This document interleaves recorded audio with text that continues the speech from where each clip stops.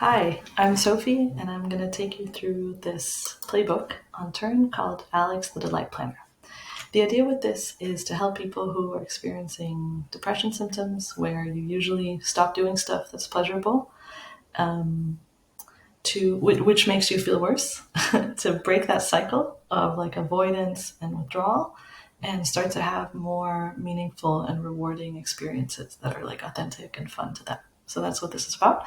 I'll take you through step by step. We will talk about the AI blocks, and we'll talk a little bit about the psychology and generally like best practices for the conversation design. So first we have a welcome message where the bot, Alex, explains that it's a personalized chatbot designed to help you make plans and a little bit of like evidence for what we're doing here and asking if I, as the user, am ready to start. So I'll say yes.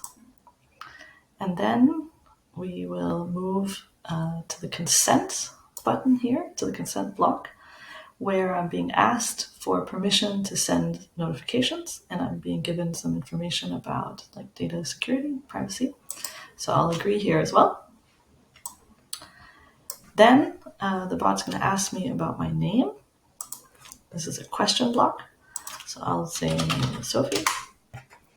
And then in the next one, which is a button block, which has these different options that the user can choose from, here I then refer back to this block, which is named name, with using @ref underscore and then the name of the block. So that's how it now refers to my name here. So how would you rate your current energy level? I'll say I'm high energy. So now we get to the first AI block here, which is a question block. So here there's a question for the user, which is kind of hard-coded, predefined. So here it just gives exactly what I wrote here, which is thank you for sharing that. Thinking back, what are some things you enjoyed doing as a child? So I'll say watching Pocahontas, going for bike rides, reading. And then what happens is that GPT in this block takes that input and follows these instructions. So write a list of suggested activities, calmly thank the user for sharing their childhood activities and tell them that here's a list of suggestions.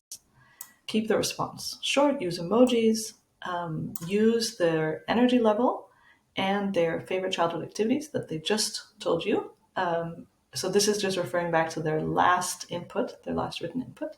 Suggest up to 5 specific potential activities, be creative, and put them in a list. And grammatically, I want to have them in this format, so going, joining, visiting, because I want to refer back to them later and rely on that. And then ask the user to pick the one that sounds most fun. So I'll say going on a scenic bike trail. So I'll say A here. Okay.